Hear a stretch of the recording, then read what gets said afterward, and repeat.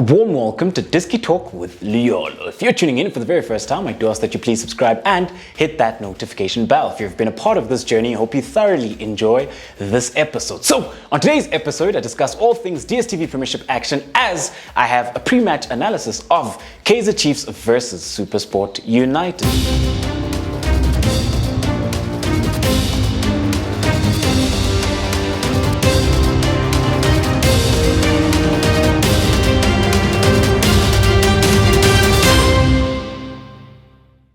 Before we head into the episode, I'd like to urge you guys to go to classicshirts.co.za and go get yourself a classic shirt. So there are then retro jerseys and they're jerseys from this season as well. So these shirts then are shirts from clubs from all over the world. And there is a discount code. The discount code is Diski Talk 10. So that is classicshirt.co.za and the discount code is Diski Talk 10, and you can get yourself a classic jersey. So the jersey I'm currently wearing then is the Ajax Amsterdam jersey, third jersey, which then was from the previous season, which was a tribute to Bob Marley. So do make sure that you go to Classic Shirts and get yourself a jersey and use the discount Diski Talk 10. But anyway, let's get into today's episode. So the red team will represent Kaizer Chiefs and then the blue team will represent Supersport United. So when you have a look at Kaizer Chiefs then, the last time out they did play to a 1-1 draw against Marumo Gallants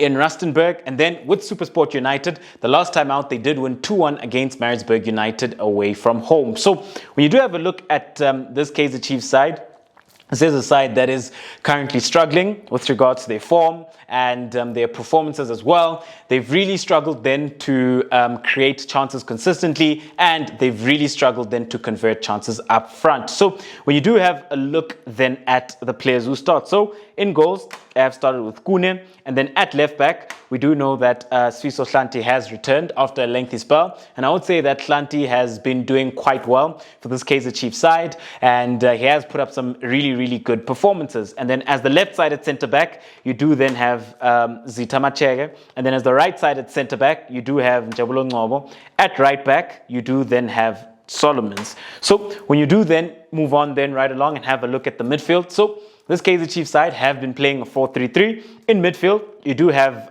Yusuf Mart, you then have Matlo, and then you have Sitebe. So when you have a look at the midfield then and you look at Yusuf Mart, so what Kaizer Chiefs were struggling with previously was that within the midfield, they didn't have a designated sitter within the heart of midfield as a defensive midfielder who'd look to protect his back four. But we have seen that Yusuf Mart has been a lot more disciplined with regards then to occupying the central zone of the pitch. So he does sit deep and he does look then to offer this Kaizer Chiefs side that tactical awareness within the heart of midfield. I do think that he has been Kaizer Chiefs' key player, as this is a player then who has been key then with regards to how Kaizer Chiefs would look to build up, how it'd be looking to collect it. He does play those penetrative passes in between the lines where he's looking for his more creative players. And he also then has phenomenal range of passing with regards to the diagonals that he's able to play. That is left foot and right foot as well, as he is a player who is ambipedal and possesses great technical ability.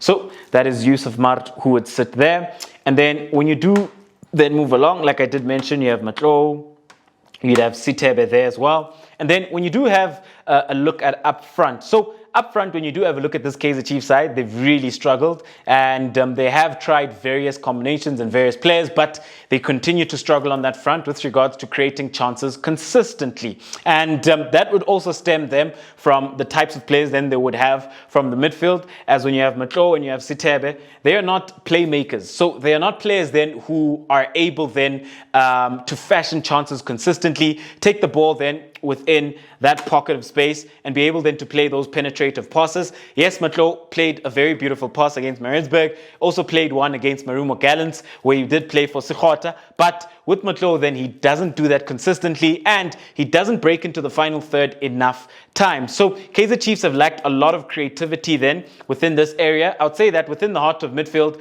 the one player who has stood out for me has been Yusuf Mart with regards to how then he looks to build up from deep and his passing ability with regards to being able to stretch opposition and play those diagonals. But in terms of breaking into the final third from a creative perspective, they've really struggled on that front. So when you do then move on and have a look at the rest of the players, so you would have Sekgotha coming off the left-hand side. When you do have a look at Sekgotha, this is a player then who possesses a lot of speed and a lot of skill, and he does then tend to start very wide and occupy that left-wide channel, where then he's looking to go one-on-one with his man. What he does tend to do well from time to time is how then he can go one-on-one and beat his man on the outside and look to deliver ball. But Kaizer Chiefs have struggled then with regards to the aerial presence, because we do know that they had Billiat, they had Dupree, they've got Dolly. So those aren't aerially imposing players, but they have signed Caleb. So if Sekgotha then can look to improve his delivery, because it also has been an issue that in the final third he'd sometimes struggle to play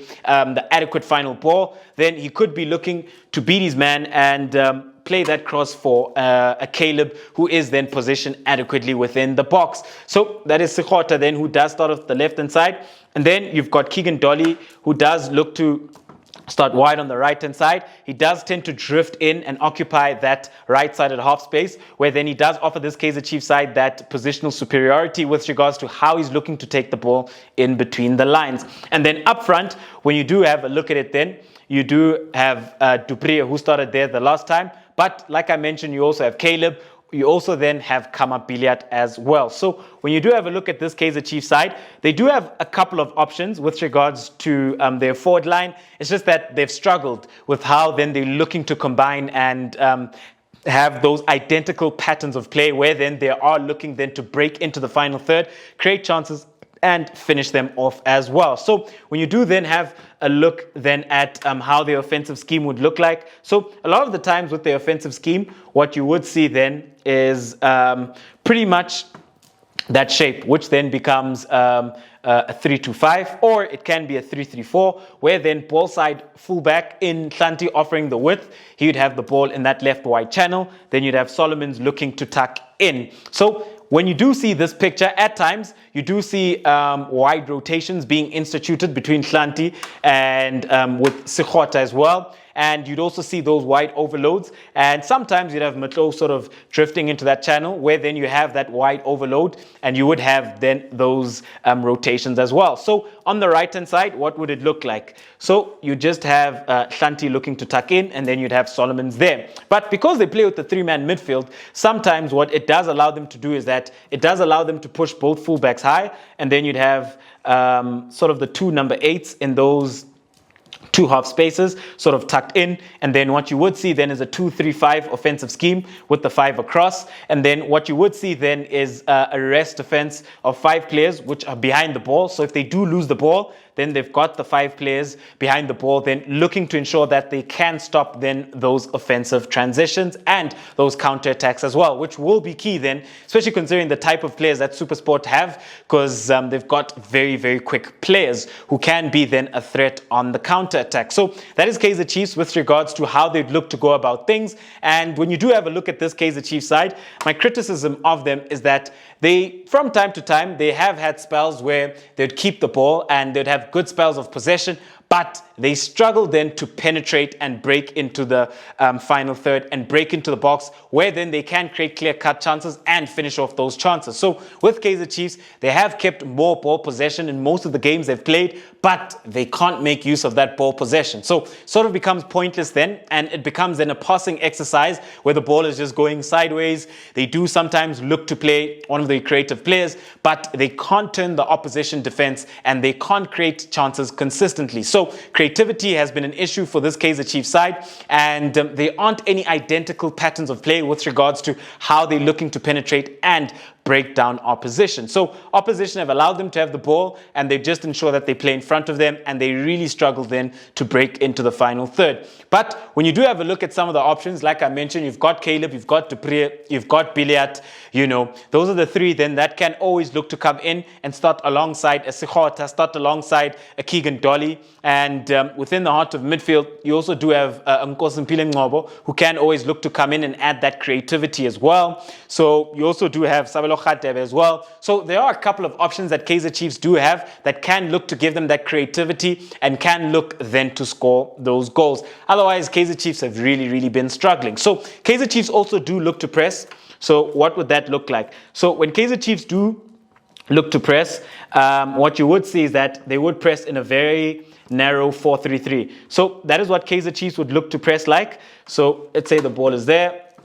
So that is what you'd see. A very narrow 4-3-3. At times, it does become, it can become a 4-4-2, where then you would see one of the midfielders looking then to go assist one of the strikers. Then it becomes a very narrow 4-4-2. So they can press with the 4-3-3. They can press then with a 4-4-2 as well. So just depending then on how then the opposition would be looking to build up. So that is Kaizer Chiefs then with regards to the offensive scheme, what they look like in possession of the ball, and what they'd be looking to press like, because it is a team that is looking to press. And without the ball within their own half, what you do see then is that with their defensive scheme, is that you would see them going to pretty much this narrow 4-3-3. At times, it does even end up looking somewhat of this 4-5-1, or you can even have a look at it from a 4-1-4-1 perspective. So, but that's what you do see then when they are looking to sit deep,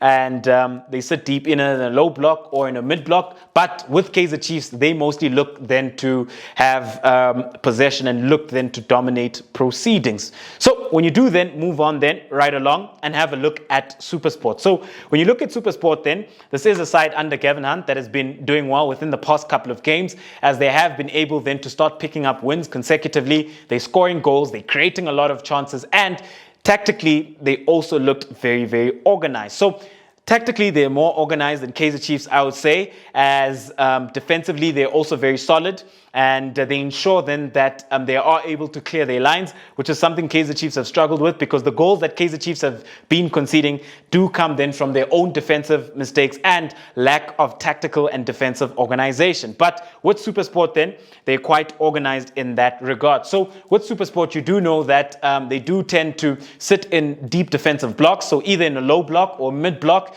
and they do then look to make use of the speed. They are looking to penetrate through the wide areas, deliver those crosses into the box. But let's have a look at the personnel. So in goals then, you do have Chigova, who's been doing really well. As the right side at centre back, you do have Tulani Hlatshwayo. At right back, you do have Keegan Johannes. As the left side at centre back, you've got Ditlokwe. And then at left back, you do have Basera. So when you do have a look at this Supersport side within the defense then, when it comes then to ensuring that they are able to defend their box, they're well adept with regards to the types of players they have within their back line, because then they've got Johannes, they've got Hlatshwayo, they've got Ditlokwe, who are very good and very dominant then within the air. So when it comes then to set pieces, which Kaizer Chiefs have been quite poor at, I don't really think that they stand much of a chance with regards to being a threat, because then these three are very key with regards to defending their box, and they're also then a threat within the opposition box when it comes to set pieces, which is what Supersport is very good at. So when you do have a look at this defense, they'll be key then, not just from a defensive perspective with regards to ensuring that they can protect their goals, but they'll be key then from an offensive perspective in the opposition box when it comes from set pieces. And also then, when you are looking at sometimes you find that it is those crosses from there, when it is those corners. So generally from set pieces, Supersport are very dangerous. And these are the three players then who are very dangerous. And you also then have Grobler, who's dangerous as well. But when you do move on then right along and have a look at the heart of midfield. So with Supersport, they've played different shapes with regards to their formation. So what Gavin Hunt then has done, at times you'd adapt to the opposition. So he's played a 4-4-2. He's played then a 4-1-4-1. He's played somewhat of a 4-3-3, where you have three in midfield like that with 2 8s. He's played a 3-4-1-2. You know, so there's many shapes then with regards to how they look to approach. So they are a side then which is tactically flexible with regards to the profiles that they do have within their team. But when you move on then right along, Within the heart of midfield, you do have Talent Mbata, who's been doing very well for the Supersport United side. So he does look to break down play for the Supersport United side, as he does also protect his back four. And a player then who's also very good with regards to playing progressive passes. You then have Nhlapo, and then you've got Grant Magaman. So when you look at Grant Magaman, this has been a player who's been key for this Supersport United side, because he does give them that creativity from the heart of midfield, and he does also then look to also break into the final third as well. Also offers them a lot of control within the heart of midfield whenever they are in possession of the ball. Also has very good range of passing with regards to the diagonals he plays and how then he can look to stretch play. And then when you move on then right along and have a look at it, off the right-hand side, you do have Reynans, you do have Grobler, and then you've got Maseko. So when you do have a look at this Supersport United side, and you have a look at this front three has been quite dangerous with regards to how they look to attack. You've got Reynans. When you do have a look at Reynans, this is a player who is very quick, who also then has ability then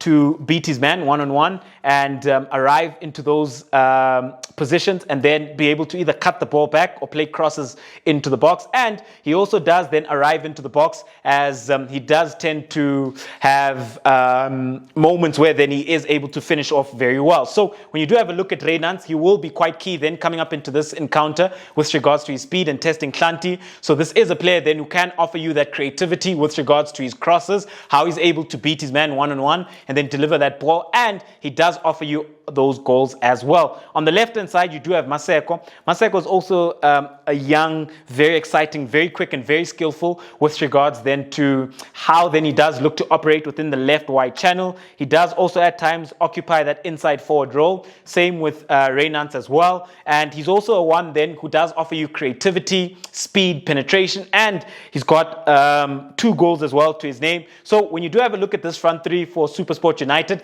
they're quite deadly and quite lethal with regards to how they offer you creativity and they offer you goals, especially then with Reynans and Maseko. With Grobler then, he does then look to occupy the 2 center halves and also then being able then to finish off those chances which are created when he does find himself in the box. But we do know that they do also have Lungu, they also do have Gabuza. So those are the other options then that Supersport can look at. Within the heart of midfield, there is Weber, there is Jesse Don as well, and they've also then just recently signed Undlovu as well from Orlando Pirates, who does play within the heart of midfield. He can play as a right back as well, as he is a utility player and quite versatile in that regard. So this Supersport United side have so many options. So when you do have a look at it then, whenever then the ball does go wide, what you will see then is Maseko looking to add numbers, and then one from midfield. Sometimes you could even see somewhat of that where then they are quite aggressive with regards to arriving into the box whenever then the ball is wide. And then when it is on the left-hand side, what you will see is that you will see Reynans looking then to arrive inside the box. So this Supersport United side then quite aggressive and quite penetrative from the wide areas with regards to how they look to fashion their chances. So when you do look at Kaizer Chiefs then coming up into this encounter, key player will be Yusuf Mart within the heart of midfield. And then when you look at Supersport United, it will be Grant Magaman, as I think it will be a midfield battle where then you will have Supersport United going with 3 midfielders, Kaizer Chiefs going with 3 midfielders as well. However, when you do look at it then, I do think that Supersport United will win this game, as I think that they are the side then which is a lot more threatening with regards to how they look to create chances. With the Supersport United side then, they can hurt you then from offensive transitions and looking then to counter attack. They can also hurt you from set pieces as well, and then from open play crosses, which then do come from those wide areas. So when you do have a look at the Supersport United side, I do think that they do have the upper hand coming up into this encounter. However, at home, do let me know, who do you think wins this game between Kaizer Chiefs and Supersport United? Also, when you do have a look at the Supersport United side, like I did mention, they will be tactically disciplined. They will be looking to sit deep. When they win the ball, they will then be looking to make use of those offensive transitions and look then to counterattack Kaizer Chiefs. When you look at Kaizer Chiefs then, it is going to be very key then that they do try get a result out of this one, especially considering that they've had performances which haven't been inspiring at all. However, I do think then that Supersport do win this one, where then I think that they will win this encounter by 2-1. At home, do let me know who walks away then with the 3 points within this encounter. And yet again, please do check out classicshirts.co.za and also use the discount code, which is DiskiTalk10, where then you can get yourself a classic jersey, a retro jersey, or one of the jerseys then from this season. Thank you very much for tuning in to yet another special episode of Diski Talk with Luyolo.